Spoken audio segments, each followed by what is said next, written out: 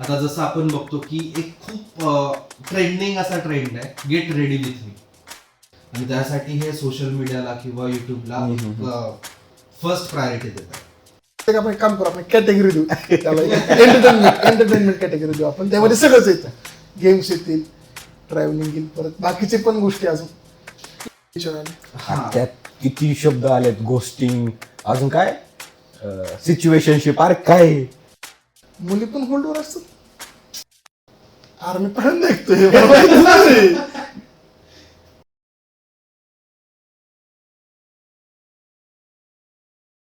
तर आता हे झालं, आपण त्यांच्या स्ट्रगल्स बद्दल बोललो, जेनझी जनरेशन बद्दल बोललो. आता त्यांच्या काही हॅबिट्स आहेत. आता जसं आपण बघतो की एक खूप ट्रेंडिंग असा ट्रेंड आहे, get ready with me. GRWM, मी पहिल्यांदा जे ट्रान्झिशन असतात, असं केलं की शर्ट आला, असं केलं की पॅन्ट आली, म्हणजे अच्छा. घरच्या कपड्यांपासून ते एकदम असे फॅशनेबल कपड्यांमध्ये. तर तो एक ट्रेंड आला. त्याच्यामध्ये मी म्हणतो की कुठे ना कुठे एक मनी पॉवर आपल्याला तिथे दिसून येते, आणि दुसरी म्हणजे शॉपिंगची जी आवड आहे ते. तर आता सध्या जेनझी खूप आकर्षिली जातीये शॉपिंगकडे आणि पैशांकडे. त्यांना ऍट द एज ऑफ 16-17 त्यांचा पॉकेट मनी तर असतो, बट त्याचसोबत त्यांना कुठून ना कुठून साईड इन्कमही हवं असतं. आणि त्यासाठी हे सोशल मीडियाला किंवा युट्यूबला फर्स्ट प्रायोरिटी देतात. सो त्याच्यामध्ये जे तुमच्यासोबत असं काही झालंय का की फॉर एक्झाम्पल एखादा रील तुम्ही पाहिले किंवा एखादी कुठली ऑनलाईन गोष्ट तुम्ही पाहिली आणि इम्पल्सिव्हली तुम्ही तो डिसिजन घेतला की तो खरेदी करण्याचा किंवा कुठलाही दुसरा, आणि तो नंतर तुम्हाला खूप रिग्रेट करावा लागला त्याच्यावरती, असं झालंय? किंवा आपण ज्याला ऑनलाईन फ्रॉड पण म्हणतो. अच्छा, हा शूज बद्दल झालं मला एकदा. सांगू शकशील काय? शूज मी एक बघितला ना, तो नाव नाही घेऊ शकत शूजचं, पण चांगला होता एक. आदिनाथ हा तसंच झालं, पण चांगला होता. आगे चांगला होता म्हणजे आता त्यावेळेस कसं पॉकेट मनी होती ना, वडिलांचा पैसा, त्यामुळं, आणि वडिलांच्या पैशावर काय पण घेऊ वाटत होतं. तर मागवलं एक 4-5 हजाराचा शूज मागवलेला, पण मी ऑनलाईन पेमेंट कधीच करत नाही. आल्यानंतर मग बघतोय म्हणजे आदिदास पण नव्हतं, त्याच्यावर काहीच नव्हतं, एकदम लोकल, म्हणजे 250-300 रुपयाचा शूज. असं झालं, मग तिथून रिटर्न केलं मी. कोणत्या वेबसाईटवर नाही सांगू शकत, आता भरपूर दिवस झाले त्याला, 3-4 वर्ष झाले. माझ्यावर झालीत ऑनलाईन फ्रॉड, पण जरा वेगळ्या लेवलला झालीत, तर मी इमेजिन पण नाही करू शकत अशा लेवलला झालीत. त्यामुळे मी शक्यतो ऑनलाईन घ्यायचं टाळतोय आता, घेत नाही शक्यतो. मी ऑनलाईन खरेदी करायचंच नाही. मी बिझनेसमॅन, दुकानातून खरेदी करत नाही. ती सवय लागली आता, म्हणजे अगोदर चौकशी करायची, नंतर ना जसं जेनजीला झाले आता, की नाही का, जे ऑन स्क्रीन ऑफ स्क्रीन मध्ये फिल्टरमध्ये झाले सगळं, तसंच शॉपिंगमध्ये पण सेम आहे. तुम्ही समोरून घेतात ती वस्तू वेगळी असते, तुम्ही ऑनलाईन जे मागवता त्याच्या फर्स्ट कॉपी खूप म्हणजे खूप प्रमाणावर तयार होतात. तुम्हाला माहित पण नसेल की तुम्ही आता वापरताय ती फर्स्ट कॉपी असेल. एवढ्या लेवल माझ्यासोबत पण सेम इन्सिडेंट झालेला, आय गेस 2021 मध्ये. ज्यावेळेस मी पुण्याला होतो त्यावेळेस असंच इंस्टाग्रामवरती स्क्रोल करत करत मला एका कपड्यांची ॲड दिसली, आणि त्याच्यामध्ये असं होतं की 3 का 4 जॅकेट्स होते, आणि त्यावेळेस एक ट्रेंड आलेला की डेनिम जॅकेट्स, त्याच्या आतमधून तो सॉफ्ट कपडा आणि त्याची टोपी, हुडी टाईपचा. तर मला ते खूप आवडलेला की 2-3 वेगवेगळ्या प्रकारचे जॅकेट्स आणि कोट्स होते ते. मी ते ऑर्डर केले, अराउंड 1,500 काही. पेमेंट केलं का? नाही, मी पेमेंट नव्हतं केलं. त्याच्यानंतर म्हणजे मी इतका एक्साइटेड होतो, कारण की ती ऍक्च्युअली माझी कपड्यांमधली पहिली ऑनलाईन शॉपिंग होती.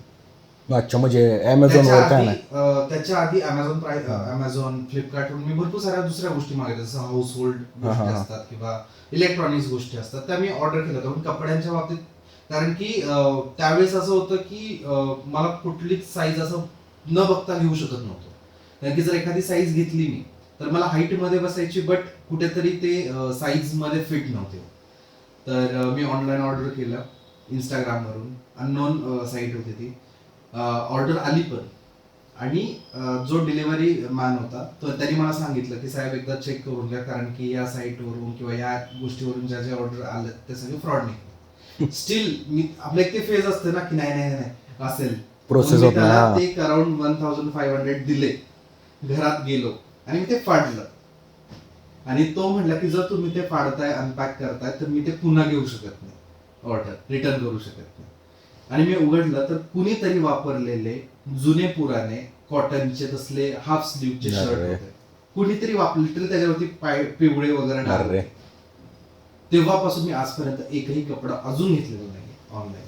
मी तुला एक किस्सा सांगतो. म्हणजे हे मित्राने असंच एक मागवलेलं, मित्राचं नाव नाही घेऊ शकत, पण त्यांनी सेम तू म्हणलाय ना तसंच त्यांनी ऑर्डर केली ती. पण टी शर्ट का काहीतरी मागवलेलं त्यांनी, पण आल्यानंतर ना ते एक थोड्या स्कार्फ सारखं होतं. ते टी शर्ट नव्हतं, ते स्कार्फ होतं आणि स्कार्फवरती पूर्ण रक्त होतं.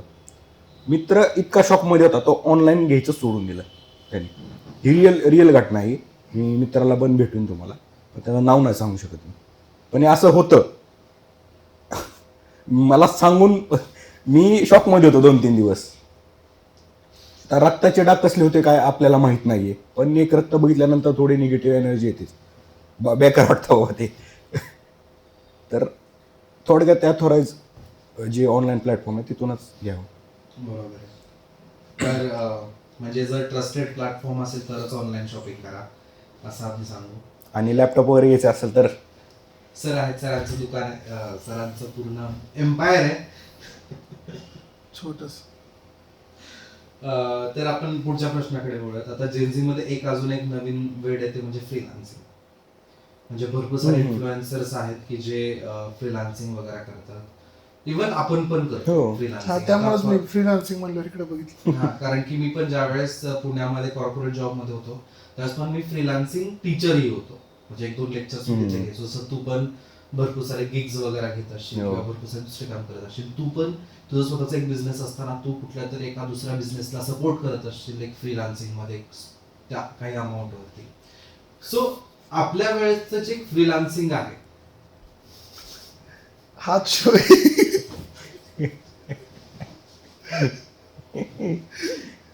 तर जेनझीचं जे फ्रीलान्सिंग आहे आता आणि आपल्या वेळेसचं किंवा आपल्या अगोदर एक फ्रीलान्सिंग होतं पण त्याला फ्रीलान्सिंग नव्हतं कोणी म्हणत.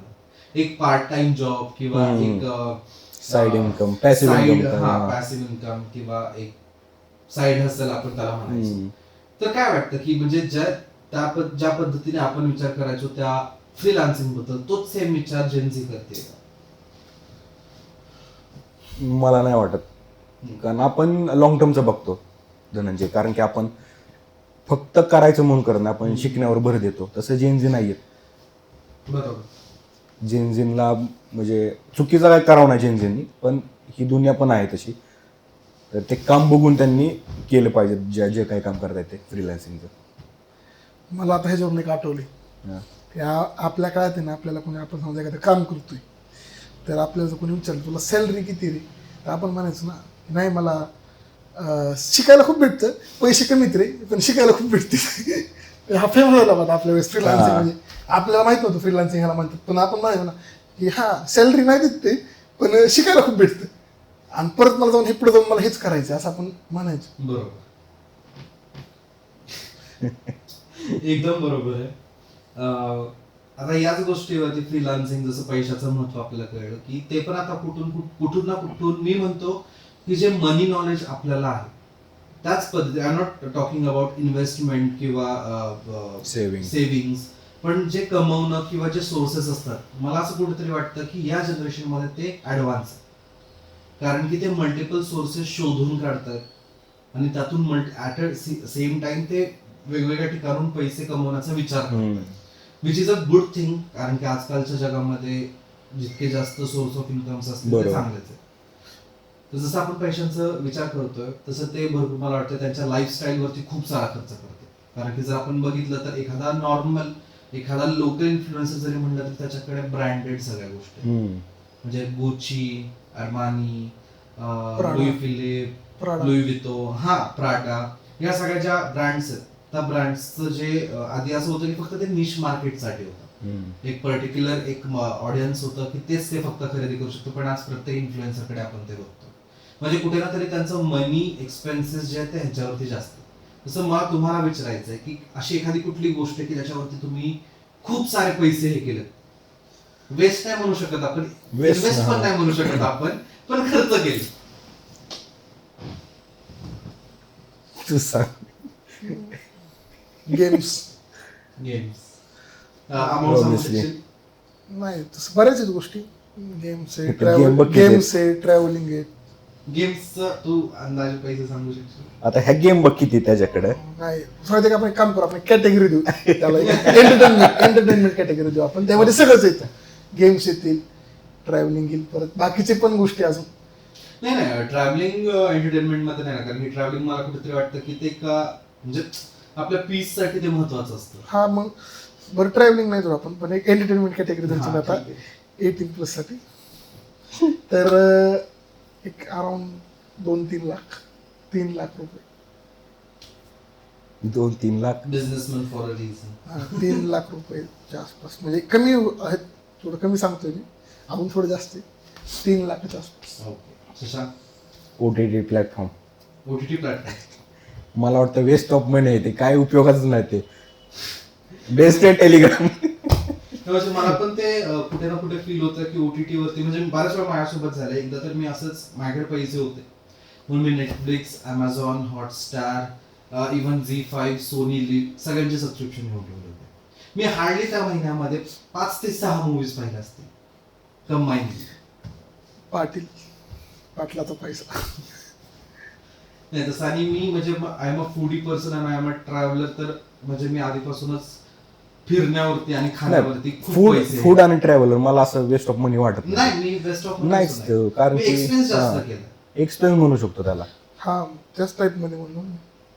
नाही गेमचं तू म्हणला तर ते बरोबर आहे गेमचं, पण गेमचं पण स्पेसिफिक, जर तू म्हणजे गेम खराबच आणली तर ते वेस्ट ऑफ मनीच आहे. ज्यात तू इथं 60-70 गेम आहेत ह्या, त्यातल्या तो हार्डली 3-4 खेळत असतील. एकच एकच FC. FC fans gather here. So FC fan. Fan. तर आपण वळत पुढच्या आपल्या प्रश्नाकडे. तर आता जसं आपण आता खूप एक अशी कंडिशन आहे की डेटिंग लाईफ हे कुठे ना कुठे खूप लिमिटच्या बाहेर गेले, किंवा त्याला खूप एक वल्गर असं हे आलंय. नेचर आले. हा. त्यात किती शब्द आलेत, गोस्टिंग, अजून काय सिच्युएशनशिप, अरे काय हा? हे सगळे- आम्हाला एकच माहित होतं रिलेशनशिप. म्हणजे कुठल्याही प्रकारच्या नाही आपली सुरुवात फ्रेंडशिप झाली होती. हा, फ्रेंडशिप आणि रिलेशनशिप. फ्रेंडशिपच असायची, आम्ही त्याला पूर्ण करू रिलेशनशिप. दे, त्याला पूर्ण करू दे. नाही नाही चांगलं टॉपिक आहे रे. आता तर चेहरा खुललाय. पण डेटिंग ऍप वापरू नका, मी वापरलेलं त्यांनी नाही. मार खाल्लाय, वापरू नका. तर आपण जसं डेटिंग ऍप्स बघतो, किंवा आजकालचे भरपूर साऱ्या कंडिशन्स आले, किंवा भरपूर सारे टाइप्स आणि कॅटेगरीज यांनी जेनझीने हे केले. जसं तू म्हणलास की सिच्युएशनशिप आहे, बेंचिंग आहे, किंवा घोस्टिंग आहे. तर या सगळ्यांबद्दल काय विचार आहे? बेंचिंग म्हणजे काय? बेंचिंग म्हणजे इफ जर मी एखाद्या मुलीला डेट करतोय, at the same time there is someone else also, म्हणजे त्याच वेळेस आणखी एक मुलगी आहे जिला मी फक्त होल्ड वरती ठेवलंय. मुली पण होल्डवर असतात. एक सिच्युएशन देतोय मी, एक हा. एक्झाम्पल देतो की फॉर एक्झाम्पल जर जी माझी पार्टनर आहे किंवा ज्या मुलीसोबत मी डेट करतो, जर आमच्यामध्ये काही होतंय, किंवा if we are not on talking terms, आम्ही बोलत नाहीये किंवा भांडणं झालं, तर फॉर म्हणजे तेवढ्या का 1-2 दिवस झालं किंवा 1-2 आठवड्यांपुरतं मी तिला बाजूला ठेवून जी होल्डवरती मुलगी तिच्यासोबत मी आहे. मला So, तू अशा खरं- प्रकारच्या पण म्हणजे ह्या ज्या टर्म्स अँड हा. टर्मिनॉलॉजीज आहेत त्या पण बघायला मिळतात. हे तू एक्झाम्पल दिलं का तू खरं बोलतोय? एक्झाम्पल दिलं का खरं मी बोलतोय? आता विचार केला. इट्स अ प्युअरली एक्झाम्पल, एकदम नक्की? प्युअर एक्झाम्पल आहे. नक्की. हो. जे बघताय, जे कुणी नाही असतंय, जे असेल ना त्याला ते ऑलरेडी कळलेलं असेल की कोण दोन्ही कोण आहे व्यक्ती. ह्या व्यक्तीला He is benching specifically someone. Ramakrishna Hari Pandurang परमेश्वरा काय ऐकावं लागतंय असं. त्याला कोण ओळखतं, स्पेसिफिक मुली. बघा तुम्ही Comment समजून करा. घ्या आता कोणाला बेंचिंग केले आणि कोणाला. आपण मुळात पुढच्या प्रश्नाकडे नाही, ह्या प्रश्नावरती, ह्या प्रश्नाचं उत्तर दिलं नाही आम्ही अजून. उत्तर दे बाबा तुझं. अरे मी पहिल्यांदा ऐकतोय. मला माहितीच नाही. हा, ते म्हणजे- आमच्या काळात एकच बेंच होता, ती व्यक्तीकडे बसायची. त्यामुळे ते एका बेंचवर आपण तिघे बसायचो. हे नवीन बेंचिंग झालं. हे आपलं खरं सांगायला झालं तर रिलेशनशिप मध्ये आत्ताच्या पिढीला लॉयल्टी नाहीये. त्यामुळे आता तू बघ डिवोर्स वगैरे ह्याच काळात होता जास्त करून. लॉयल्टी मिसिंग आहे रिलेशनशिप मला मध्ये असं तरी कुठेतरी नाही वाटतं कॉन्व्हर्सेशनच मिसिंग आहे मुळात, त्यामुळे लॉयल्टी सोशल मीडियामुळे सोशल मीडियावरतीच येतं. कॉन्व्हर्सेशन मिसिंग आहे म्हणून लॉयल्टी मिसिंग. म्हणजे कुठेतरी कम्युनिकेशन गॅप पडला आपण असं म्हणू शकतो. कारण की डिस्ट्रॅक्शन खूप आहे, तेवढं डिस्टर्बन्स आहे. खूप आहे आणि समजूतदारपणा कमी. मला एक असं वाटतं की माझ्या आता डोक्यात आलं की असं एक प्रायव्हसी मध्ये आहे ना. प्रायव्हसी मध्ये म्हणजे कसं की समज आता माझा प्रायव्हेट स्पेस आहे स्वतःचा, त्याच्यामध्ये मला माझे आई वडील पण नको असतात अशी सिच्युएशन आहे. म्हणजे लोकांची मेंटॅलिटी झाली आत्ताच्या. तसंच मला वाटतं की गर्लफ्रेंडचं किंवा पत्नीचं वगैरे त्यांचं पण तसंच होत असेल असं मला वाटतं. होत असेल म्हणतोय मी. प्रायव्हसी मध्ये इंटरफेअर करत असेल. Depends on person to person. कुठली पत्नी अरे एक्झाम्पल दिलंय.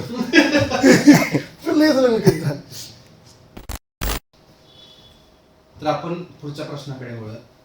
म्हणजे आता एक खूप जास्त ट्रेंडिंग म्हणजे जसं आता आपण रिलेशनशिप बद्दल बोलत होतो. मला असं वाटतं कुठे ना कुठे त्याचा जो जुना इसेन्स होता तो आता नाही. गोस्टिंग बद्दल काय म्हणतो तुमचं? गोष्टींचं काय काय करतात गोष्टींमध्ये? गोस्टिंग म्हणजे की फॉर एक्झाम्पल आपण बोलतोय आणि मधूनच मी गायब होतो किंवा मधूनच मी म्हणजे आपलं बोलणं बंद होतं किंवा तुझ्या जर कॉल आले तर मी उचलणार नाही किंवा तुझे जे मेसेज आले तर मी अरे ह्यो पण करतो मग. हा हे तू स्वतःबद्दल सांगतोय. स्वतःबद्दल नाही आपण सांगायचं. पुढच्या नाही प्रश्नाकडे स्वतःबद्दल नाही सांगायचे. इतकं खरं नाही बोलायचं. नाही करत गोष्ट. हे ऑन कॅमेरा बोलतोय तू. मी तर ऍग्री ह्या गोष्टीला. हे म्हणजे मला गोष्टी म्हणजे आता मला भूतबसार वाटलं होतं नाही का, पण हे मला ह्याच्यावर बोलायचंच नाही ह्याच्याबद्दल. अरे अनुभव मला अनुभव आहे बा. अरे फोन अरे तुला आत्ता अनुभव आलाय मला मल्टिपल भाई. म्हणजे पैस लागलं होतं आमच्या अक्षरशः की जर हे फोन उचलला मी मिशी काढून कसला दिसलो असतो. विचार करा हे मिशी काढली असते हे एपिसोड बिना मिशीचा कसा असला असता. पण मी पैज लावलेली हा उचलणार नाही फोन. हा ह्या पण एका महामानवाने फोन उचलला नाही. ठीक आहे, वळत आपण आपल्या पुढच्या प्रश्नाकडे. जसं आपण ऐकत बघू नका तसं मला. म्हणजे आता तुम्ही पण ऐकत की पिकअप लाईन्स खूप फेमस झाल्या. हुक हुक म्हणतात त्याला दुसरे. आतापर्यंत मला पिकअप लाईन्स म्हणजे ते पिकअपच्या मागे लाईन्स माहित होते. बुरी नजरवाले त्याला भूक आला. दाजी यायला लागली. तर पिकअप लाईन्स वरती तुमचं काय म्हणणं आहे? कशाबद्दल पिकअप लाईन? पिकअप लाईन भरपूर असतात. हा म्हणजे आता जसं डेटिंग मध्ये आता फॉर एक्झाम्पल म्हणजे कुठलं पण असू शकतं. मला एक माहिती आहे आमच्या काळातली फेमस होती जेवलीस का. ते आत्ता पण आहे. ती आत्ता ट्रेंडिंगला आणली. ती फेमस कर आपल्याच काळात होती. एकच शब्द जेवलीस का. हो ते पण आहे. आणि आता भरपूर अशा गोष्टी झाल्यात की त्याच्यामध्ये म्हणजे की तुम कहीं गुलाब का फूल तो नहीं, शायरी. हर बार मुझे चुभती हो. म्हणजे अशा प्रकारचे खूप सारे झाले. तू म्हणजे तू एक पुस्तक आहेस का, कारण की मला तुला दररोज वाचायला आवडतं. म्हणजे ह्या प्रकारचं हे खूप पिकअप सारे लाईन आहे असतात. का हे मॉलेस्टेशन आहे मला हेच कळलं नाही. शेट असू द्यात. पण जेन जे आहे त्यांचं एक वेगळी पद्धत आहे जगण्याची, एक्सप्रेस करण्याचं. एक्सप्रेस करण्याची त्यांचे. तर आपण ओळख आपल्या पुढच्या मुद्द्याकडे, कारण की आय थिंक की आम्हाला तितकं आमचा इतका अभ्यास नाहीये गाढा. जर काही पिकअप लाईन असतील तर कमेंट मध्ये टाका, आम्हाला पण कळेल. हो शशांक बद्दल तुम्ही टाकू शकता, कारण की टाकू फोन शकता. उचलल्याबद्दल पण एखादी टाक. आणि सो बेसिकली वर पण एखादी टाक. कर्म. तर अजून एक हे की आता मोस्टली जेनझी जे आहेत ती जास्त करून टेक्स्टिंग वरती जास्त फोकस आहे त्यांचा. तर तुम्ही काय प्रिफर करता, टेक्स्टिंग की कॉलिंग? कॉलिंग आणि फेस टू फेस बोलणं काय असेल ते. टेक्स्टिंग मध्ये अरे बघितलं मी आता रील जरी पाठवली किंवा समज एखादा फनी जोक किंवा मेसेज जरी पाठवला, आपण म्हणजे किती हसायची असली तरी हसत नाही. ठीक आहे इमोजी पाठवतो, ओके दॅट्स इट, बस तेवढंच. चेहऱ्यावरती स्माईलच नसते. मोबाईल तसं दाखवायसाठी घेतलाय का? नाही ठेवलाय असं बाबा. तुला काय वाटतं टेक्स्टिंग की कॉलिंग? दोन्ही पण नाही, face to face meeting any day आणि एनी टाइम. म्हणजे मी पण कुठेतरी प्रिफर करतो की समोरच्या, म्हणजे माझं एकच म्हणणं आहे की कोणी असलं, कुणाला जर माझ्याशी बोलायचं असलं तर समोरासमोर येऊन भेटा आणि बोला. कॉलिंग करू नका. हा, आणि टेक्स्टिंग कारण तो फोन उचलणार नाही. तर आपण वळूयात आता आपल्या पुढच्या सेगमेंटकडे, ज्याचं नाव असणार आहे जेन झी प्रश्न मंजुषा.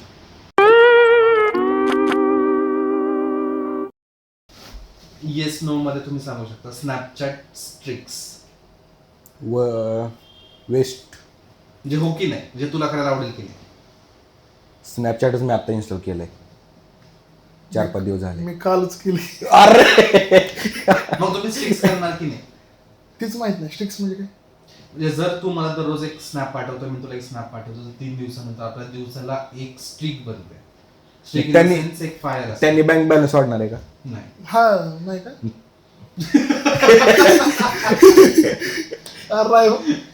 अरे दॅट्स काइंड ऑफ म्हणजे लोकांना ते मेंटेन करायला आवडतं.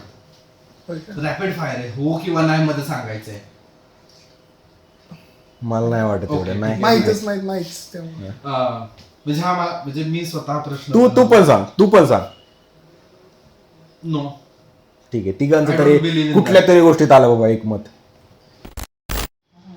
सेकंड प्रश्न आहे की जसं आता खूप ट्रेंडिंग आहे जेन्झीज मध्ये, की लिव्ह इन रिलेशनशिप की लग्ना अगोदरचा कांदा पोह्याचा कार्यक्रम?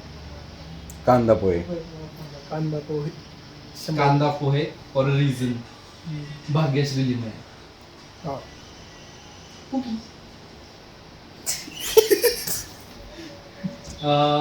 त्याच सोबत आपला पुढचा प्रश्न आहे, नेटफ्लिक्स सिरीज की थिएटर मध्ये पाहिलेला मूवी? नेटफ्लिक्स.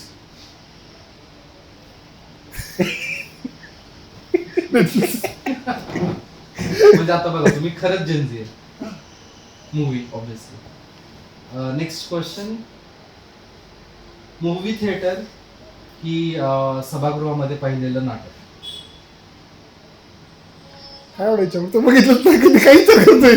तुला सांग की मूवी थिएटर सांग की sir. Amazon Prime. Movie theatre.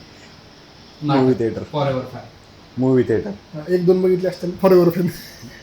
तसंच 3 असतं रे. वर्ष एकच बघितले. वेगवेगळे प्रयोग बघितले. हा. इंस्टाग्रामच्या रील्स की एखाद्या पुस्तकाचं, एखादी स्टोरी किंवा वाचलेलं पुस्तक? युट्यूब. माणसं. हा, आपण नाही का Patil Patil sir hashtag Patil sir. In personal conversation. हा. ब्रेकअप ड्रामा की ऍक्शन थ्रिलर? थ्रिलर. 2 मिनिटं, मला एक मॉडिफाय करायचा हा प्रश्न. सय्यारा की गॉडफादर? गॉडफादर. बाई कम्पेअरच होत नाही. सय्यारा काय, गॉडफादर. लांब संबंध नाही. एकदम पानचा प्रश्नच पानचा आहे मला. अरे कम्पेअरच नाही. कसं गॉडफादरला भाई सय्यारा म्हणजे असला निब्बा निब्बीचा पिक्चर. जेन्झीचा तोच गॉडफादर आहे सय्यारा. सगळ्यात भंगार पिक्चर आहे तो. आणि ह्याचं मत आहे आमचं नाही. येऊ द्या पिक्चर. घरचा ऍड्रेस येतो, घरचा ऍड्रेस देऊन टाकायचे. हा. आपला पुढचा प्रश्न, हा. जेन्झीचे जे तुम्ही जे काही मनुष्य प्राणी पाहिले असतील, त्यांच्यामध्ये सगळ्यात टॉक्झिक असलेला ट्रेट किंवा त्यांची एखादी कॅरेक्टरिस्टिक किंवा एखादा ट्रेट? फोन न उचलणे. सेम. फोन न उचलणे. इथनं पुण्याला गेले, पुण्याचे 12 मिनिट फोन उचलायचे, पुण्याला त्याला की 12 मिनिट फोन उचलायचे. I would like to skip that question. का? आपण पुढच्या सेगमेंटकडे बोलूयात, जिथे मी यांना काही जेन्झीचे काही जे स्लँग आहेत किंवा जे बोलण्याचे काही शॉर्ट फॉर्म्स आहेत, अपभ्रंश आहेत, ते मी विचारणार आहे. बघा त्यांना किती नॉलेज आहे त्याच्याबद्दल. तर सगळ्यात आधी जो जेन्झीचा लाईफ मंत्र आहे किंवा त्यांचा जे मोटो आहे तो आहे योलो. योलो. योलो यो यो माहिती आहे मला. यो यो यो यो ऐकलंय कधी योलो? जोहो ऐकले, जोहो. अरे खरंच कंपनी माहिती तुला, जोहो कंपनी. प्रमोशन नको. प्रमोशन नाही करत. म्हणजे मी वापरलंय त्या, पण मी इथे योलो बद्दल विचारतोय. योलो नाही माहिती. म्हणजे जेन्झी कडून ऐकलेलं सगळ्यात इन्स्पायरिंग आणि मोटिवेशनल असं योलो आहे. कारण की त्यांचं YOLO means you only live once, आपण एकदा जीवन जगतो. मग दुसऱ्यांदा काय जगतो? ते तुझं नाव विचार. अरे आपण जेनजी मध्येच आहे का? Next is TBH. टीबी. आजार वाटतं. आजार म्हणजे रोग वाटतो. टीबी. टीबी हे. तुला टीबी म्हणायचंय? ट्युबरक्युलोसिस नाही, टू बी ऑनेस्ट. हे आता मी शकतो. ट्युबरक्युलोसिस म्हणजे TC तुझं बाय नव्हतं ना 12वी? होता. बरं TBH, to be honest. Justice for Patil madam. त्यामध्ये तो मी नव्हेच. Next is fam. Jim jam. Fam bro. Jim jam. Fam नाही ती फॅब आहे. फॅब आहे. हा, फॅम नाही. फॅम. फॅब आहे ते. जिम जॅनचं फेब आहे. हा. फॅम नाही. फॅम. फॅन्स म्हणायचं असेल त्याला. फॅमिली सारखं असेल काहीतरी. फॅमिली. फॅन्स. ती माहिती आहे मला फॅमिली. बेसिकली आपण कुठले शब्द काढले तुला? हे जेनीचे का तुझे शब्द आहेत तयार केले? फॅमिलीसाठी आपण फॅम वापरतो, ज्याच्यामध्ये क्लोज फ्रेंड्स किंवा जे आपले फॅमिली आहेत त्यांच्यासाठी ते कन्सिडर करतो. Next word is lit. Lit म्हणजे माहिती आहे तुला? मला माहिती लिट म्हणजे नॉट ती वाली लिट किंवा LIT. लिट ती नाही. ती मलाच माहित नाही. लिट ती म्हणजे ती काय? माहित नाही. ती मला माहित नाही. लिट म्हणजे एवढं माहिती आहे की खतरनाक म्हणजे भयंकर. ती लिट माहिती. तो कुठला म्हणतो मला माहित नाही. जिम जे कमी रॅपरचे शब्द जास्त लागले तर रॅपरचे. नाही म्हणजे ऍक्च्युली जेन्झीच आहे ना लिट. म्हणजे अमेझिंग. म्हणजे प्रॉब्लेम आहे तुला? नाही मी कधी म्हणलं. मग त्याच्यानंतर next word is rizz. Your rizz is working. Racist माहिती, रिज नाही माहिती. त्याचं पुढची वर्जन असं तू मी रेसिस्ट आहे. मला रेसिस्ट होतो. You are. मी रेसिस्ट. रिज काय आयडिया येते? रिज म्हणजे की एखाद्यातला आपण म्हणतो की जसं आपण म्हणतो एखाद्याला की खूप चांगला दिसतो, त्याच्यामध्ये एक चार्म आहे, त्याच्यामध्ये ती पर्सनॅलिटी ट्रेट आहे, तर तो काम करतो समोरच्या, म्हणजे समोरचा इम्प्रेस करतोय. फॉर एक्झाम्पल तुझ्यामध्ये इम्प्रेस. किती सोपं आहे. नाही, इम्प्रेस हा शब्दच नाही आपलं त्याचा समानार्थी शब्द आहे चार्मिंग किंवा चार्म. मला त्याचा अल्टरनेट माहिती बाबा. भारी आपला बरं, हा. चालेल. बापला बापला बापला. बापला किंवा बापली. कळलं आता कळलं. FR. सो फार काय फार काय शब्द आहेत फार. काय FR म्हणजे फॉर रिअल, खरंच. म्हणजे खरंच मी तुला सांगतो, I am not joking, for real. FR. खरं तेच बरं वाटतं आहे. तेवढा आहे. FR. बरं, त्याच्या संदर्भात आणखी एक शब्द, नो कॅप. No cap. गाणं आहे नको. हा. कृष्ण. टोपी. कुठली टोपी का? नो कॅप म्हणजेच खरं, काहीच खोटं नाही. नो कॅप मीन्स काहीच खोटं नाही, खरं. असली मी असली नो कॅप. हा शब्द तुला माहित असायला हवा. बँगर. बँगर म्हणजे तोडफोड खतरनाक एकदम. म्हणजे हा हे कळलं. बेसिक शब्द आहे. बरं, आपण एक खूप बेसिक शब्द विचारू मिस्टर वैभव यांना, कारण की तो आहे स्वतः. अरे पुकी. पुकी.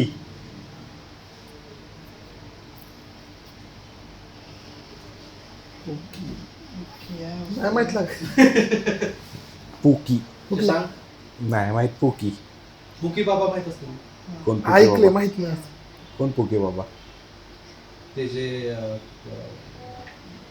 विषय परत दुसरीकडे जाईल. सो पुकी म्हणजे आता for example if you are dating a girl, हा.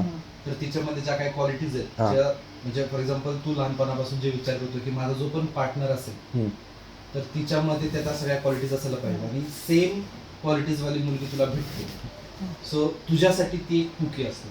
ओके. सर्व गुण संपन्न मानायचे त्याला. आम्ही पत्रिकांचे गुण जुळण्याच्या वरती नाही गेलो अजून.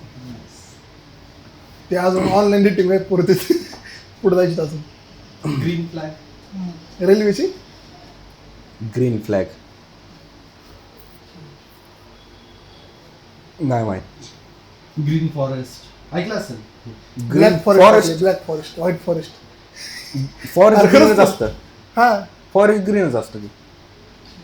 ग्रीन फ्लॅग म्हणजे बेसिकली की कोणी एखादा माणूस आहे किंवा व्यक्ती आहे आणि तो खूप चांगला आहे स्वभावाने, त्याच्यातले कला गुण वगैरे सगळेच खूप चांगले, हम्म. तर तो तुझ्यासाठी कुठे ना कुठे ग्रीन फ्लॅग म्हणजे इन डेटिंग टर्म्स. माझ्याबद्दल बोलतोय. झालं टॉपिक चेंज. बरं ह्याच्या तुला मी रेड फ्लॅग म्हणतो. इन्सल्ट. सॉरी. फोन चालतो पण फोन चालतो पण काय असलं फोन चालतो. सो चला बेसिकली आपण वळूयात पुढच्या आपल्या पॉइंट वरती. घोस्टिंग. जे तू करतोस पुण्याला गेल्यावर सगळ्यांना फोन बरोबर उचलत आहे नाही. की? फोन उचलत नाही. आपण मुळात आणखी पुढच्या सेगमेंट वरती. ऋषा येतं. ऋषाला विचार. विचारिकले असते विषय. ऋषी पैंज लावले का ना त्या दिवशी. झालं निकाल. त्याचा अवघड घेतपर्यंत पुढचा प्रश्न. चल.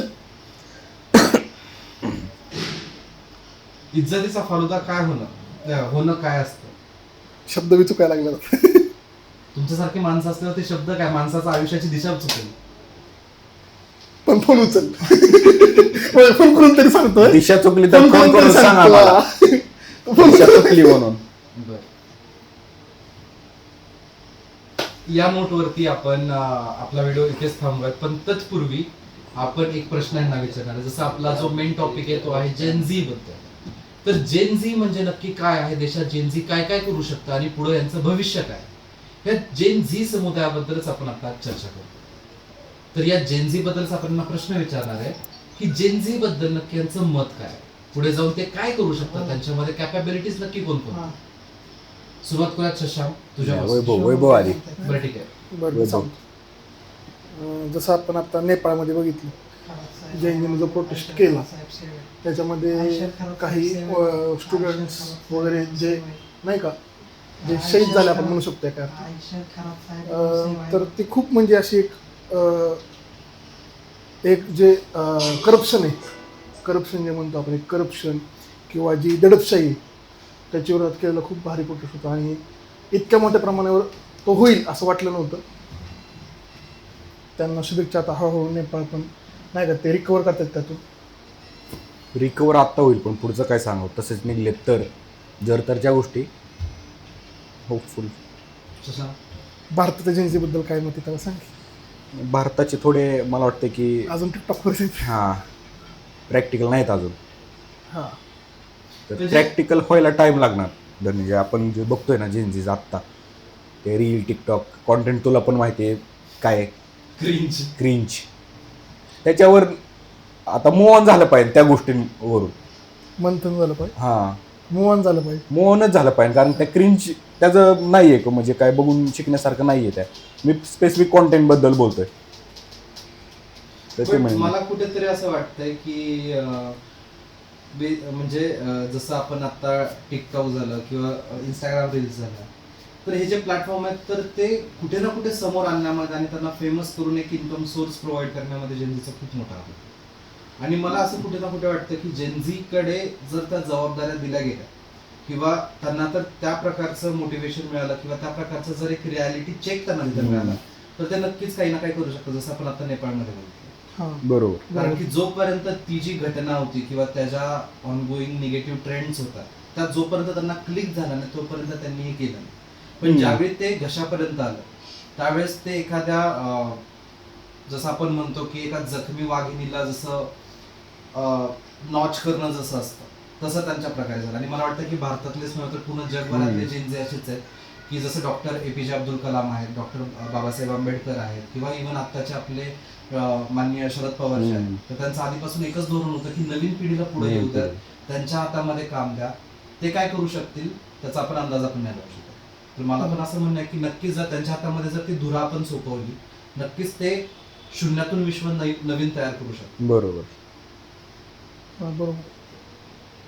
हा म्हणजे आता त्यांनी कुठे ना कुठे ट्रेंडिंग सॉंग्स आणून त्याच्यावरती डान्स करणं, कुठे ना कुठे त्याच्यातून टाइम काढून नवीन शब्द तो इन्फ्लुएन्सर. इन्फ्लुएन्सर्स. पण इन्फ्लुएन्स काय करतोय जेन्झी ते Exactly. पण बघितलं पाहिजे. कारण एक पर्टिक्युलर अमाऊंट लोक तुम्हाला जर फॉलो करतायत, ते बघून जर इन्स्पिरेशन घेतायत तुमच्याकडून, तर इन्स्पिरेशन जे आहे ते चांगलंच गेलं पाहिजे. रिस्पॉन्सिबिलिटी आहे. तर जबाबदारी घेत नाहीत मला असं वाटतं जे जेन्झी आजकालचे. बरोबर आहे. म्हणजे हे पाहून कुठे ना कुठे जे आम्ही होप करतो, आम्ही एक विश्वास ठेवतो की कुठे ना कुठे आजचा जो तरुण वर्ग आहे, तरुण पिढी आहे, जे भारताच्या जडणघडणीमध्ये सगळ्यात मोठा बदल घडवू शकते किंवा खूप मोठा एक वाटा देऊ शकते, ती नक्कीच जागी होईल भारतीय अर्थव्यवस्थेसाठी. त्याचसोबत जगाच्या समोर जे इतके मोठे संकट आहेत, इकॉनॉमी झालं, त्याचसोबत भरपूर सारे जे आत्ता ऑनगोईंग निगेटिव्ह ट्रेंड्स आहेत, जसं की 2 देशांमधली भांडणं किंवा वेगवेगळ्या गोष्टी, त्याच्यावरती कुठे ना कुठे तोडगा शोधण्यासाठी ते काम करतील. आणि प्रॅक्टिकल होऊन शोधलं पाहिजे मला वाटतंय. डेटिंग ॲप्सवरती नाही आहे काही, ऑनलाईनवरती अजिबात नाही. हे असले जेन्झीज लोक आहेत ना, ते सिरियस नाही आहेत. अर्ली जेन्झी त्यामुळं थोडं सिरियसनेस पाहिजे आपल्यामध्ये. खूप आहे. त्यामुळे तो फोन चालतोय. चला आपण थांबूयात मग? थांबूया. ठीक आहे. कारण की Like- तेरी प्यारी प्यारी दो अख्यावरती रील्स पण बघायचे मला इंस्टावरती. करायचे असते तो बघायचं नाही. बरं सांग की सबस्क्राईब लाईक असं काय हो. चॅनल टू माय वेलकम काय तर जितका पण जेनझी वर्ग आम्हाला आता बघतोय किंवा जे पण आमचे लाडके फॉलोअर्स आहेत, सबस्क्रायबर्स आहेत किंवा जे आमचे चाहते वर्ग आहेत, जो कोणी हा व्हिडिओ पाहतायत, आम्हाला लाईक करा, या व्हिडिओला शेअर करा, कमेंट करा, सबस्क्राईब करा. आणि जसं प्रेम तुम्ही आधी पण देत होतात, आतापर्यंत देत आलात, तसंच प्रेम या पुढच्या प्रत्येक व्हिडिओवरती देत राहा.